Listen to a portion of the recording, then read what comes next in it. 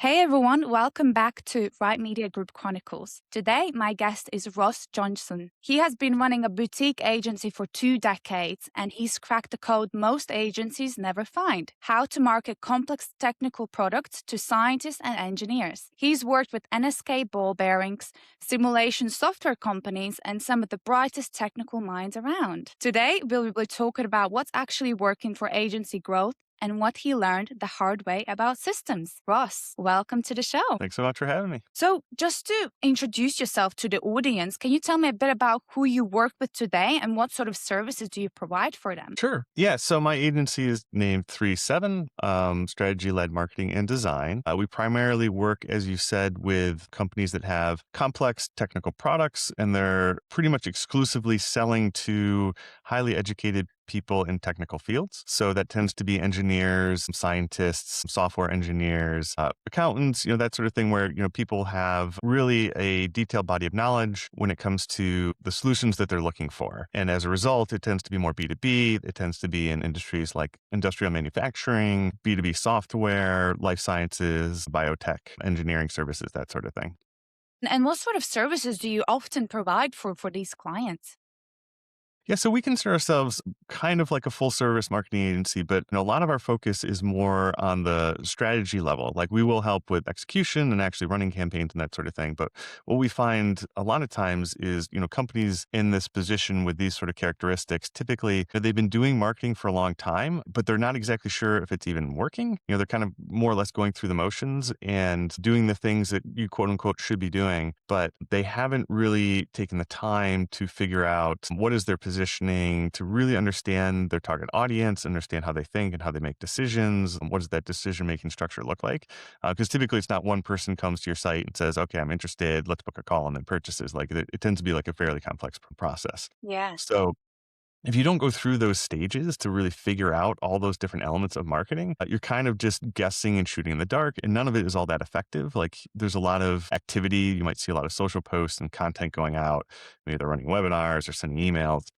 But it just doesn't seem like anything's working, and it's hard to tell, like, is this doing anything? Most of their sales are coming from existing relationships or outbound referrals, that sort of thing. Like marketing just seems like something they're doing, but it's not really driving their business. Yeah, what really seemed interesting when we initially spoke is I actually have experience working for an engineer company. So Right. for me it was, oh my gosh, like you said, NSK bearings. I'm like, yeah, I remember like ordering from them. So it's sort of nice to, like the world's actually such a small place, right? I mean, you do marketing for them. So is great, honestly.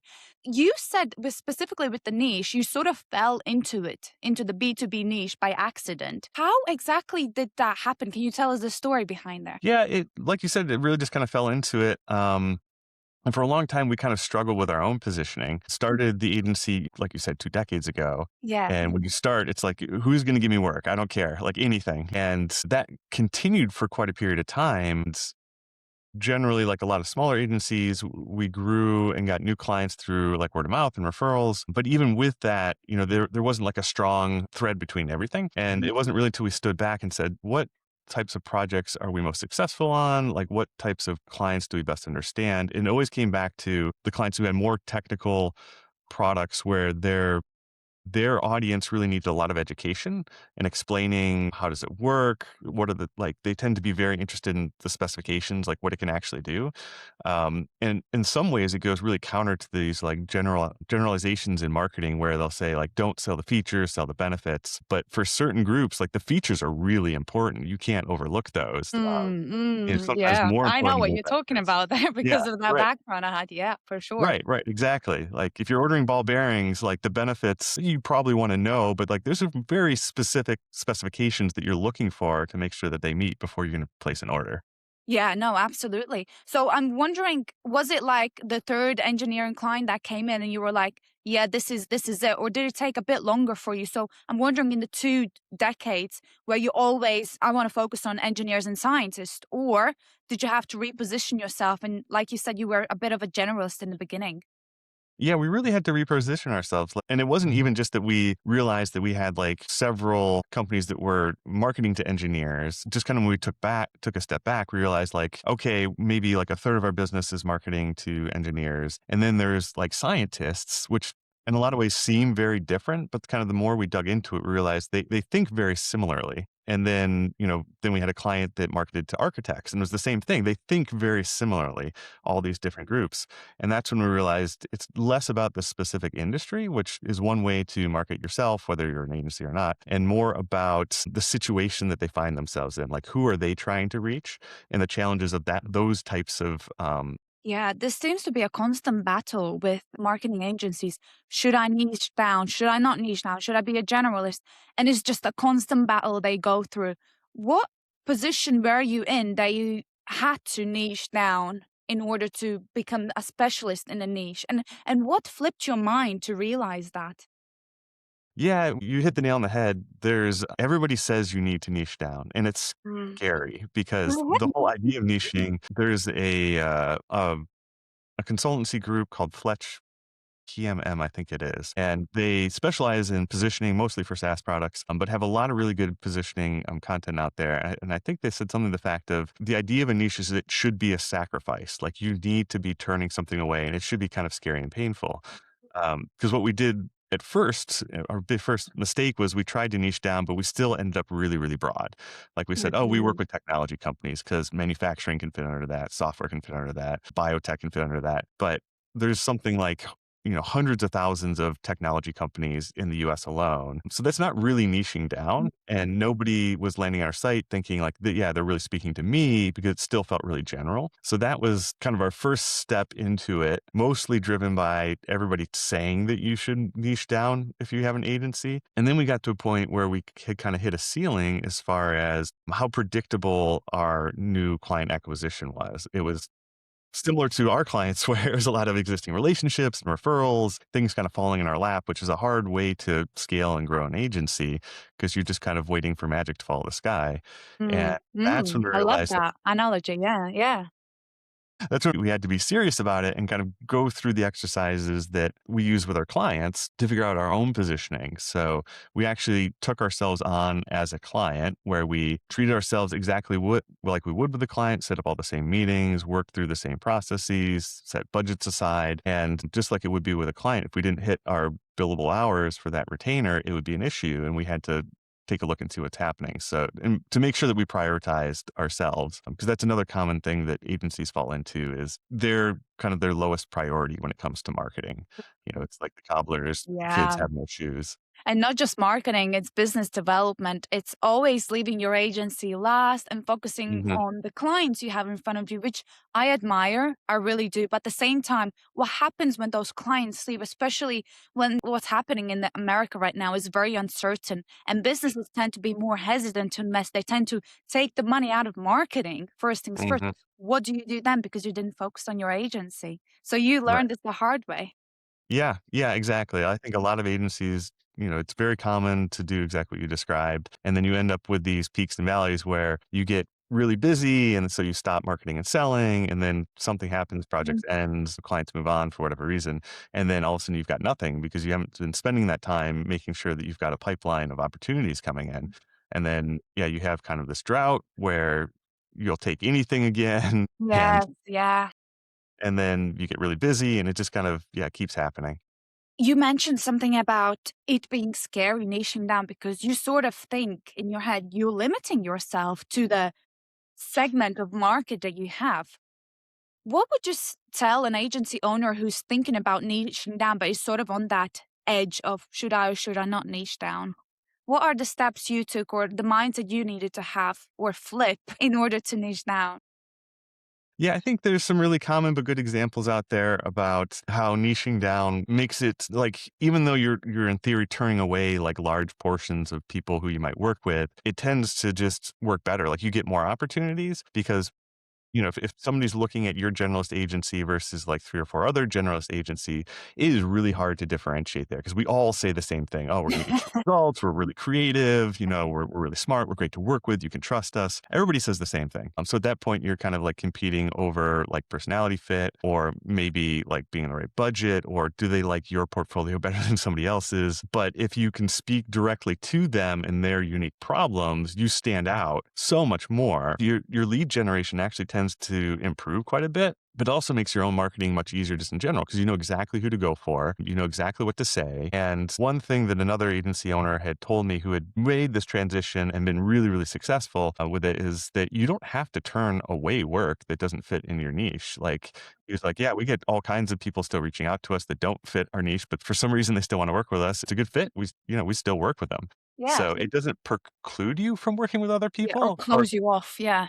right, right. It just means that outwardly, these are like the types of clients and people that we're trying to attract and work with. No, that's great. I love that explanation there. It doesn't mean like, oh, you can only work with this niche because if a company is reaching out to you and they believe you can deliver the next goal that they want to reach, why not go with them as long as they align with your values and you know you can deliver results for them? Yeah, I agree with Right. you there. Yeah, exactly. My controversial thinking to that is like podcasting, for example. There's a lot of podcasting out there, and in an area that are hard to stand out in. I'm thinking, is it going to be the same with companies that have niche down? So, for example, imagine there were three other companies that have also niche down within your specific industries. How would they differentiate then? What would be the next sort of goals? I'm just speculating in my brain.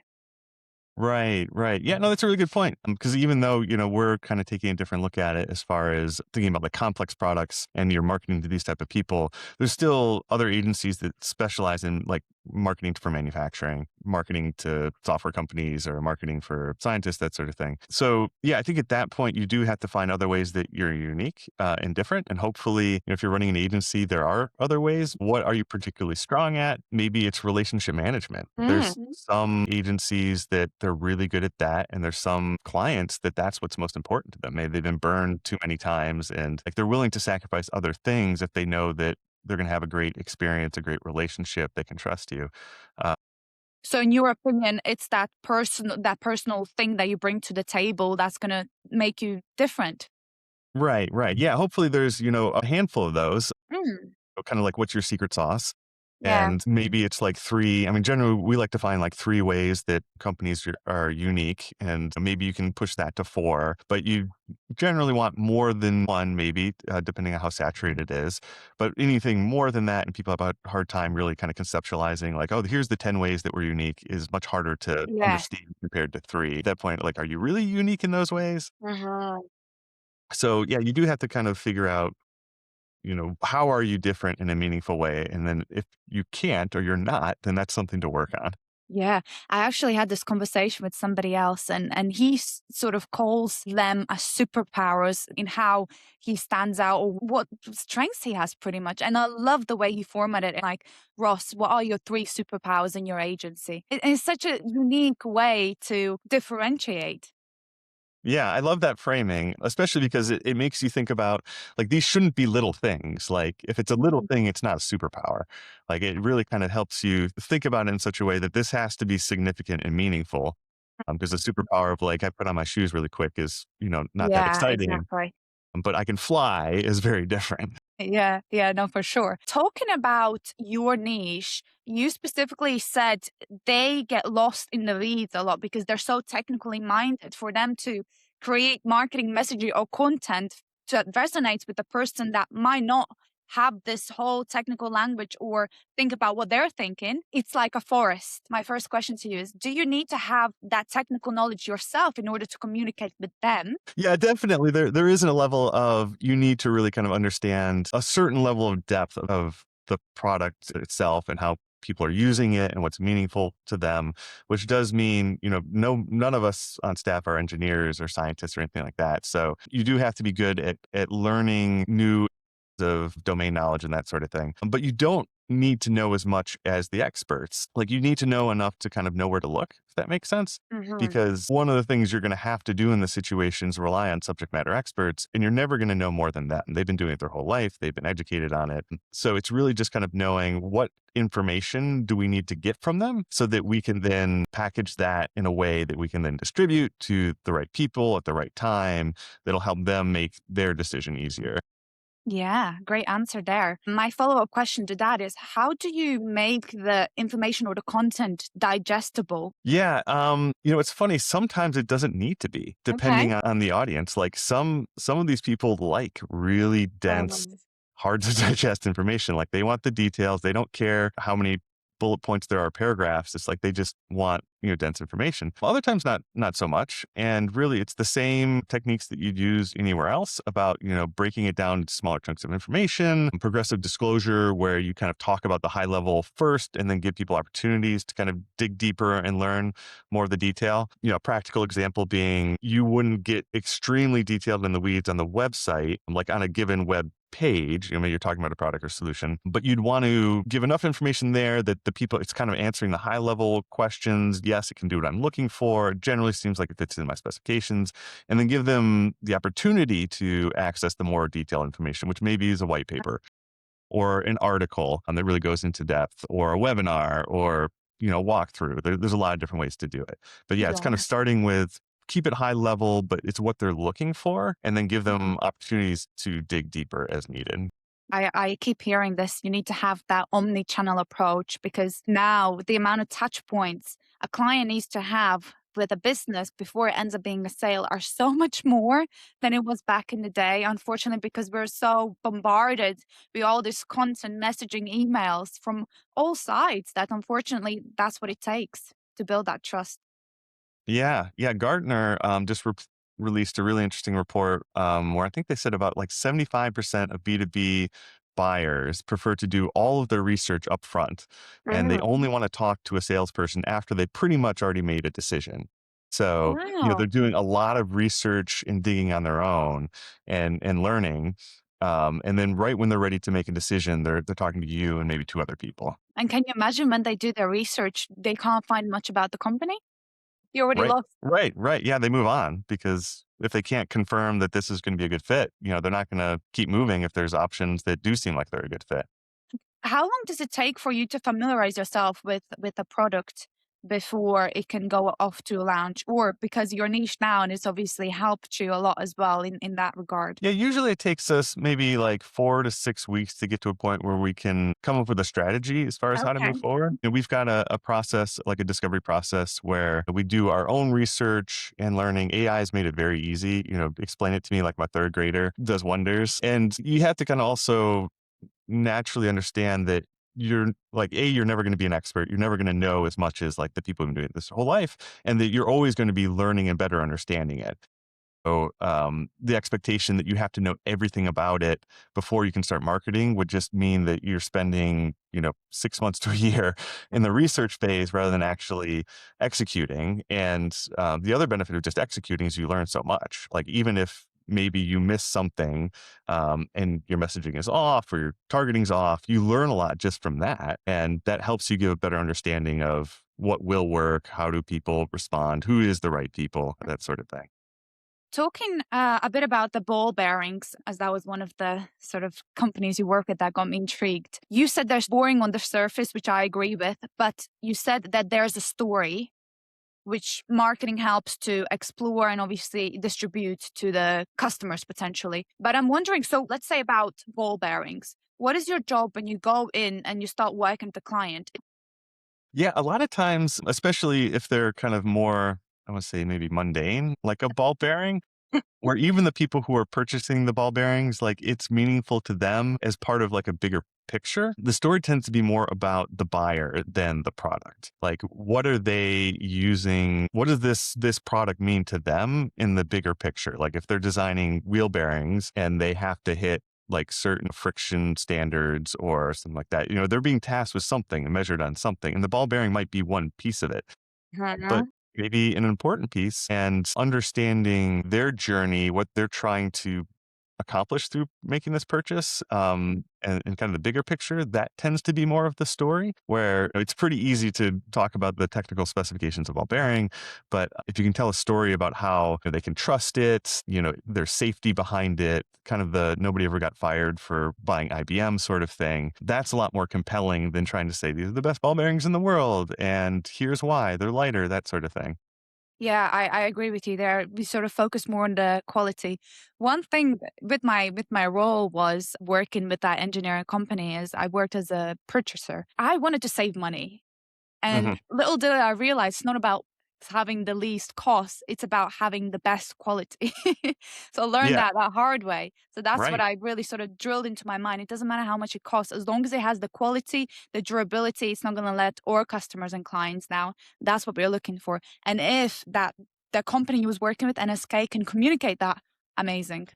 Right, right, exactly, and kind of knowing that distinction, because it is fairly common that, everybody says, "What do we make decisions on?" Or, "What does our audience make decisions on?" Price is always in there, but understanding that price isn't necessarily initial sticker price, but what is, Mm. like, the lifetime price, and Yes, you're yes. spending less on ball bearings. Yeah, it might be cheaper up front, but a lot more expensive down the line, and a lot of times, the people who are making these purchases understand that, like, they've realized that at some point. And NSK sort of has a brand in of itself that it does provide that quality. You talk about NSK and you already know it's there, sort of like SKF. So I want to talk a bit about your strategies and your thoughts on lead generation. What exactly worked and what didn't work, in your opinion, when you was trying to grow your agency in these last 2 decades? Yeah, lead generation, like I said, we were fortunate for quite a while to get a lot of work through referrals, word of mouth, networking. Having been around for so long, it's funny, we'll win new work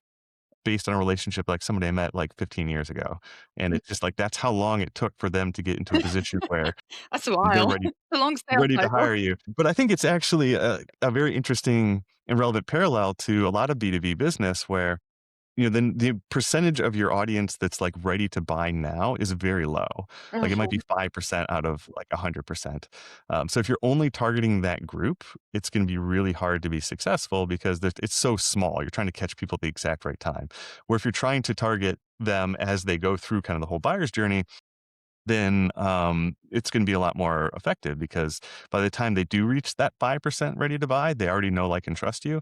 And you're probably by default, the one of the three that they're going to reach out to. So we approach it very similarly. So it's a lot of thought leadership content, trying to post information that our audience, wants to know about. And sometimes, talking about things that we can't even or wouldn't help them with, like how to solve their problems that are unrelated to marketing that we might come across. And it's the same thing, we're trying to build trust and prove that we understand what you're going through. We're here to help, whether it's you hiring and pay for us directly or not.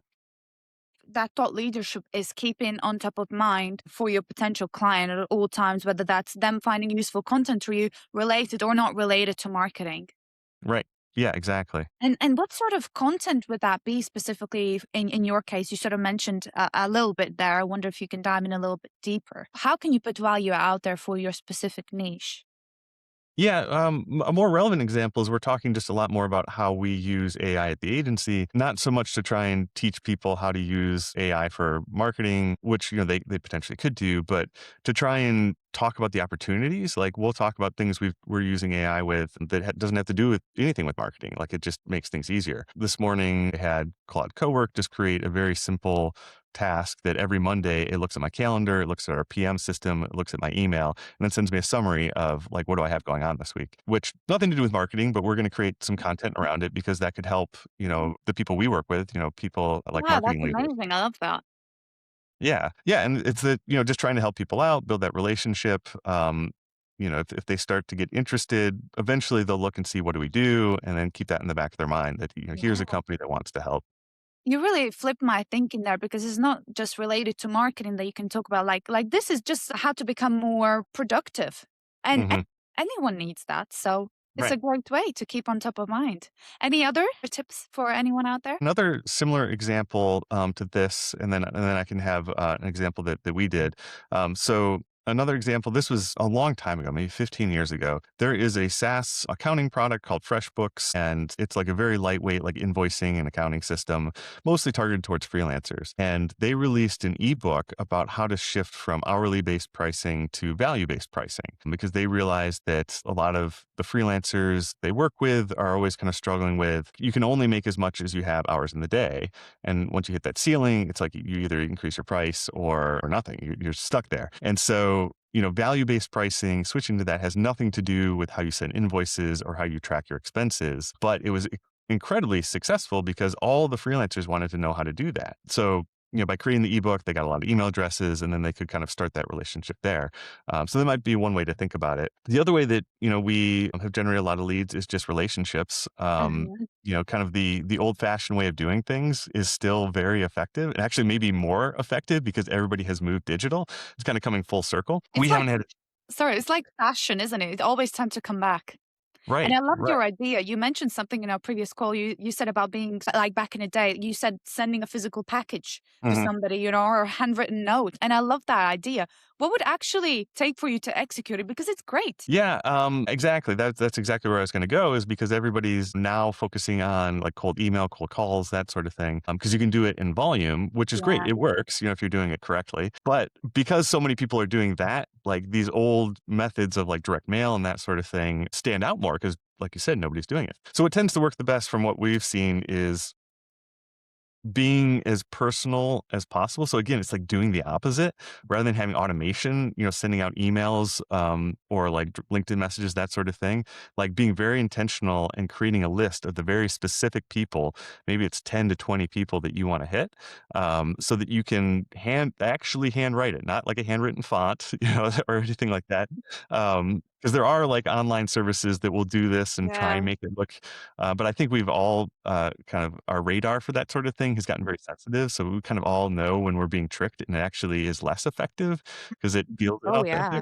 So yeah, actually write that letter. Feel free to have spelling and grammar mistakes in it. Like don't have it just like obvious AI. Or yeah, the package I think can be even more effective because if you get a physical package delivered to you, there's a very little chance you're not going to open it, unless you're Yeah. scared or something like that. And then within it, yeah, anything you can do to make it feel very personalized, make sure it has their name, it's very specific about their company and their industry. Use AI to do some research and figure out what their challenges might be, who are their competitors. Yeah, anything you can do to make it seem like hyper personalized and hand done, and that really gets a lot of attention. Why have you not done it yet? Mostly because we're too busy, and we I talked see. about That's it. what's holding you back. Yeah, yeah. We happen to be, some of the team members, even though we're mostly virtual, happen to be physically located in places where there's a lot of manufacturing companies. So, we've talked about if we get to a point, we do want to do kind of this package approach where we send them a package, have something in there that's immediately recognizable about their brand. Maybe it's like some swag with their logo on it, something like Yeah. that. Something, that they could use themselves. It's not about us, it's about them, and talk about some very specific problems that they're likely having based on our research and how we could help them. And then being local, again, kind of going against the grain of like everything has to be virtual now, we could meet in person. And when you're talking about a relationship driven business like an agency, being able to actually meet in person versus I only interact with my agency virtually is pretty significant to stand out as well. Yeah, of course. So many great ideas there. You just need more time to actually Right. execute them, right? Right. That's always the issue, right? Yeah. So The time and energy. yeah, one thing I wanted to add is when you said emails and cold calling is so extra saturated now and they need to be done right. And I agree with you there. One thing we do in our agency is we use the email to build a relationship with a prospect, like we're doing here right now. I'm not using it as a sale, so I'm here to build a connection with you, deliver some value, hopefully. It sort of works both ways. So if you use email in a way to deliver some sort of a value, never even mentioning any sales or anything like that, if there's a potential that can happen later down the line. Right, right, exactly. And yeah, that's really the same strategy that I was talking about with the thought leadership, Mm. where it's you're not going out there and just saying, work with us, hire us, here's why we're better. It's about trying to provide value and create that relationship. Yeah. So when the time is right, then they think of you. Yeah, you're on top of mind, right? That's just Right. another way to do it. And podcasting is a very saturated, I would say quite a saturated niche, but I have spoken to a few agencies and they have mentioned that in the next 3 to 5 years, they believe it all this AI content and everything just being so fake and sort of the same. Podcasting will be one way to stand out for businesses. So I thought that was an interesting takeaway. Yeah, that makes a lot of sense. Yeah, I think so. I mean, there's kind of like a natural, organic, authentic Yeah. aspect of podcasting that's even just kind of standard video content. There's so much more production goes into that Mm. it's easy for that to feel inauthentic. Yeah. Where podcasting, especially discussions, this sort of thing. Like it's very obvious. Neither of us are AI, hopefully. And we're not using AI to like drive our conversation. So That's actually interesting you say that because I had a conversation with somebody, and to this day, I think it was not a real person. I'm yeah, still it's on the getting debate for scary. that one. Yeah, yeah, it's But yeah, getting AI better. is getting scaringly. It is getting better day by day, and it's become to the point that it's difficult to keep on top of the new tools that have come out. How do you keep on top of the trends personally for your agency with AI? It's tough. I would say, we outsource it from the perspective of we Okay. just know people and pay attention to people who are using it and just kinda seeing how are they using it, what are they doing, being a part of, like, some Slack channels, like, I'm a handful of, like, agency-focused Slack teams, and all of them have, like, an AI channel. So just kind of seeing and hearing what they're talking about, you tend to learn what's out there, what's new, what's worth paying attention to. Great. Previously, when we spoke, you mentioned a few interesting frameworks that I would love to cover in more detail because that was the first time I initially heard about them. So, one that you mentioned was EOS. You said you hired an EOS implementer. So, I'm wondering, what is it first things first? And, like, what did you take away after that implementation? And has it helped you look at things differently for your agency in the future? Yeah, absolutely. So EOS stands for the Entrepreneurial Operating System. Operating system is in the name, and really it's a way to run your business. So, I started the company, it was just me, and then I hired like one person and then turned into more and more. And as you kind of grow from one to many people, there's all these systems that a business needs that you don't necessarily think about. Like, how do we handle employee reviews? How do we handle raises when issues come up? How do we tackle those? Where do they get stored? How often do we meet? What do we talk about? Like, what is our marketing strategy? What is our sales process? How are we going to document these things? And what we were doing for a long time is just kind of like figuring out as we go, which basically means making all the mistakes you possibly could and learning like, shouldn't do it that way. And EOS, I heard a lot about it. It was actually started in Michigan, which is the state that I'm in, and very popular amongst agencies. And we'd again kind of hit a ceiling where it just felt like we've been really not getting you anywhere the last few years and decided to try and adopt EOS. There's books out there that are really cheap. So we all bought the book and read it and tried to implement it ourselves. And that didn't really work out because it's so Really? nuanced. Yeah. Like, so the beauty of EOS is it's very simple because you can overcomplicate things so easily. And the more complicated something is, the harder it is to adopt and stick to and actually use. So one of like the core tenets of EOS is just simplify, simplify, simplify, which is great for me because I tend to like make things overly complex. But because it's so simple, like the nuances are so important and it's really hard, I found, to like implement it yourself because it's kind of like you can't see the forest from the trees sort of thing when you're working on yourself, where having an implementer who really understands these tools and how to use them in your business, and how they all work together. That was like another big piece is like there's 6 core components of EOS and we kind of picked and choose like these are the ones we're going to do. Implementer was like, no, really, like it doesn't That's really not work how until it you're doing works. all of them. Right. Okay. Right. They all work together. Like there's a data component, making sure you're paying attention to the right numbers and you're looking at them every week so you can really see the health of the business and course correct. Every week you have an opportunity to see something's not quite right. What do we need to do about it? Wow. And if you're not doing that, then all the other pieces are less effective because something with like another piece, like the people component, like that's a big part of it as well. But you're not measuring anything to see, oh, everybody's really unhappy and they're not very productive at all. So even though we thought we'd address these things, we apparently we haven't because we hadn't been measuring it. So you really do kind of need the 6 core components. Yeah, I mean, one thing I adore about that is I keep hearing that data is everything. Unless you're tracking something, you've got the data behind it. How can you even improve it? Even if it's like a sales funnel, if you don't know how many people come in at the top, how can you really finalize and know the numbers and make sure that your agency healthy? Right, right. You can't manage what you don't measure. Yes, exactly. It sounds like a great framework. So you're saying there's a couple of books out there that can people can take away and buy, but you said the most effective way for you was to actually get an implementer inside your agency to have that outside view. Yep. Yeah, exactly. So if you're interested in the book, it's called Traction. You can get it on Amazon. And there's lots of implementers out there. It's technically a franchise. So people, buy into the EOS franchise and become implementers where they get training typically they're people who had a business or businesses that Mm. ran on EOS and then they exited and they decided what do they want to do next. They loved EOS, is really effective for them. So they wanted to help other people use EOS to get the same benefits.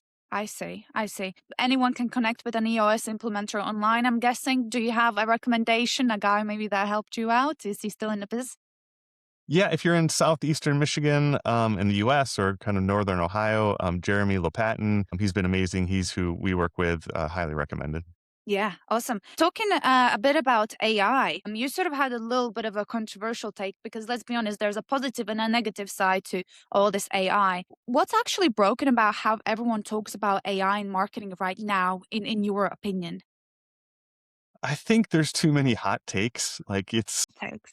on both sides of things. Like this is why AI is horrible and this is why AI is going to change everything. The truth is almost always in the middle, I'm finding. Mm. But I think, I love that. I love that. yeah, That's great. Yeah. Because people tend to over exaggerate on yes. both sides for sure. Right, right, and it gets attention, like, I get it, it works, but I think kind of the biggest missed opportunity with AI with a lot of people, and this was, like, us up until, like, very recently, weeks ago, is only using AI as, like, chatbots, because there's so much that you can do with AI once you think of it more as its own entity that can do its own things, that you can teach it to do things, compared to this is I'm gonna have a conversation with it, even if you're asking it to create things for you, like social post ideas or content calendars, whatever. If you're only doing that through like a chat interface, there's a huge opportunity to use AI to build out skills or quickly build internal applications that can take it a step further than just I'm going to log into Claude or chat and ask it questions and then copy and paste it somewhere else. Yeah, but it's become interesting because I remember 2 years ago, I think that was when we initially got excited about AI and implementation as well for our clients. But now I've spoken with marketing agencies more and more because AI has become so much more user friendly. You don't need to have that developer knowledge in order to implement something.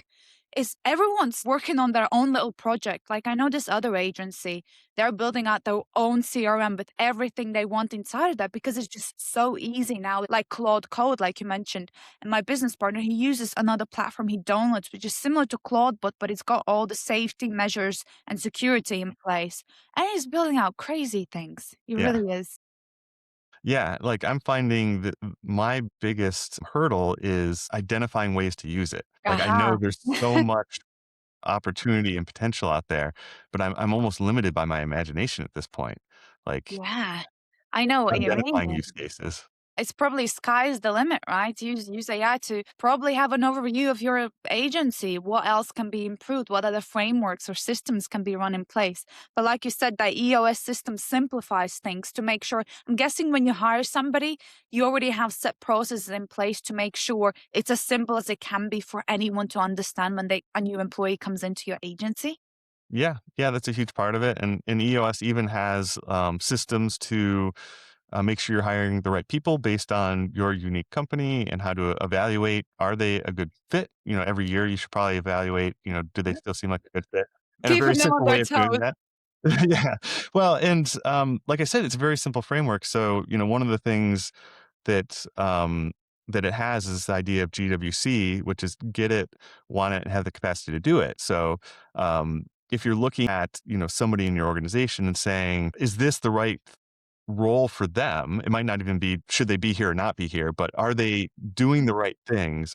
Do they get it? Like, do they really understand what this role needs to be? Do they want it? Do they actually want to do it? Do they have the drive? Yes. Yes, yes, like they want to do this is very different than I will do it. And Yeah. then do they have the Oh, wow. capacity to do it?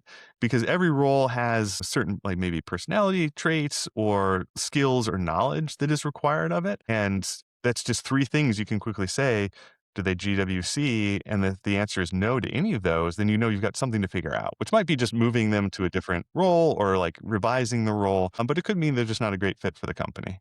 Not like all employees are going to have the same drive you will because it's your business. You know that the ceiling is not capped. It's unlimited as long as you put in the effort.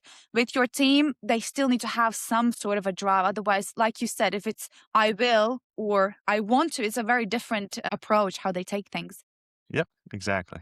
So I have this new thing that I'm doing, sort of asking you a few rapid questions and you try to answer in one sentence or less. Okay. Yeah, let's do Okay, it. are you ready? So, in one sentence, what is the biggest mistake agency owners make when they find a niche? I would say not being specific enough. Okay, that's a good one. And have you made that mistake? Yes, many times.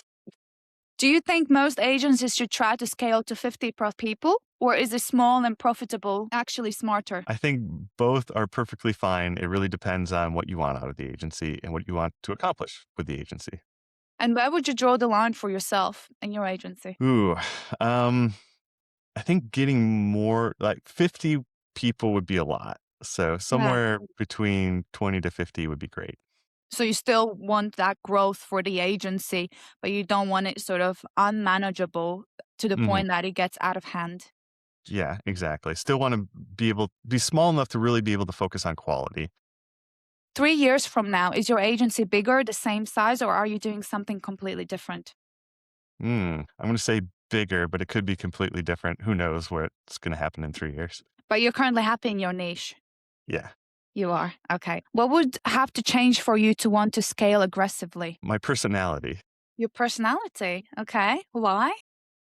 I think that's just the idea of aggressive scaling just doesn't appeal to me. Slow and Okay. steady has always been Slow and steady. the way I like to approach things. Okay, no, I like your answers there, Ross. And my last question to you is, what are your goals in the next year? So 2026, we're in December. What are the milestones that you're trying to reach with the agency? Yeah, so we have a goal for 25% revenue growth Uh-huh. at a 20% profit margin. That's our financial goal. And then our kind of significant staff goal is to bring another person onto our leadership team. Right now, Mhm. like at the highest level leadership team, there's only two of us. Getting one more person in would be huge as far as kind of spreading out some of the work and the responsibility. Is that for like client work leadership wise? No, this would be one step above that. So we've got like a service delivery team, and then we have kind of a leadership level that looks after finance and accounting and HR and biz dev, that sort of thing. We want to bring someone at that level. You seem to have a really great structure there, Ross. Thank you so much for spending an hour with me and letting me pick your brain. I appreciate it. Well, thanks for having me on. It was a great conversation. If people wanted to connect with you, find out more about what you're doing, Ross, where should they look? So you can find the agency at 37marketing.com. That's all spelled out. So no numerals, just 37marketing.com. Also, look me up on LinkedIn. If you look for Ross Johnson, there's not that many of us. I should pop up. And for anyone listening, let me know your favorite takeaway from Ross below. We'll also make sure all the links he's mentioned are located below so you can easily locate him.